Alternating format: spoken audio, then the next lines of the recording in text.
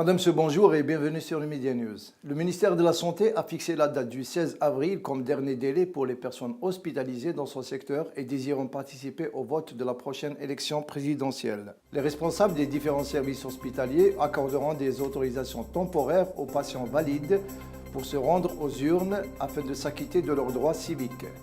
Par ailleurs, il est permis aux familles des patients qui sont dans l'incapacité de se déplacer de voter pour eux par procuration.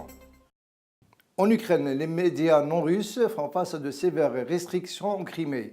Ils sont victimes de nouvelles exactions, y compris l'interdiction du signal TV, a déclaré l'Organisation pour la sécurité et la coopération en Europe à Vienne.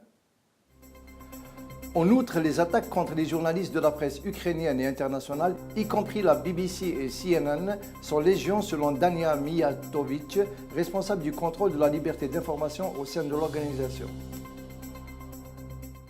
En Irak, un kamikaze a fait détonner sa ceinture d'explosifs contre un barrage routier en Irak dimanche, tuant 18 personnes et endommageant des dizaines de véhicules qui attendaient pour traverser, ont indiqué des sources médicales et de sécurité.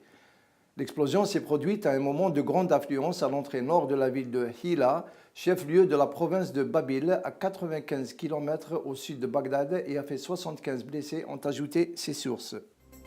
Parmi les tués figurent 5 policiers, ont précisé un officier de police et une source médicale. Le Premier ministre irakien Nouri al-Maliki a accusé le gouvernement de l'Arabie Saoudite et du Qatar du fait qu'ils ont pratiquement déclaré la guerre à l'Irak en fournissant un soutien politique et financier aux insurgés sunnites en Irak, ainsi que leur fournissant des armes. En Palestine, le Premier ministre israélien Benjamin Netanyahou a de nouveau exprimé dimanche son opposition à un gel de la colonisation en Cisjordanie occupée, réclamé par les Palestiniens pour faire avancer les négociations de paix parrainées par les États-Unis.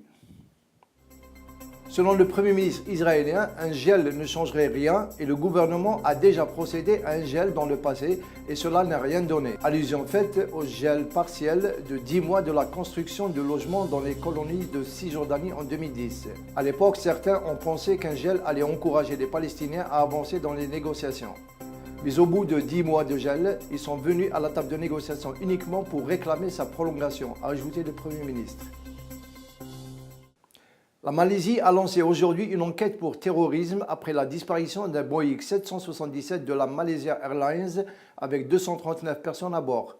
L'avion qui assurait la liaison entre Kuala Lumpur et Pékin n'a donné aucun signal de détresse et a disparu 2 heures après son décollage de Kuala Lumpur samedi matin à minuit 40. Les inquiétudes liées à une possible attaque terroriste ont augmenté après l'annonce par le gouvernement d'une enquête sur 4 personnes suspectes. Parmi eux, au moins 2 passagers ont utilisé des passeports européens volés. Les autorités malaisiennes visionnent les images de caméras de vidéosurveillance de l'aéroport afin de les identifier. Les Nord-Coréens sont appelés aujourd'hui dimanche pour une élection parlementaire avec dans chaque circonscription un seul candidat désigné, un exercice loin des pratiques démocratiques qui permet aux autorités de recenser les défections à l'étranger. Un seul candidat désigné par le parti unique est autorisé à solliciter les suffrages dans chacune des 687 circonscriptions. Les électeurs n'ont qu'à choisir entre oui et non sur le bulletin de vote. Le vote se déroulait dimanche sans difficulté selon l'agence de presse d'État KCNA avec une participation de 91% en début d'après-midi. Voilà, c'est la fin de notre flash. Merci de nous avoir suivis. Excellente journée à vous. Au revoir.